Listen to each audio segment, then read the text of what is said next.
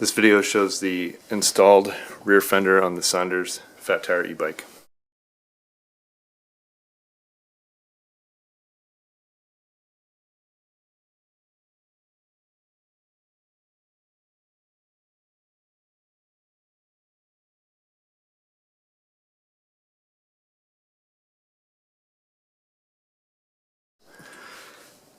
And just open up this 5mm Allen screw, swing the hinge point around the seat, tighten down the Allen screw around the seat post, and then loosen up the 5mm on this side of the hinge pivot, and then the two at the back of the fender itself. And then with those two loose, you can position the fender to where you get good coverage over the wheel.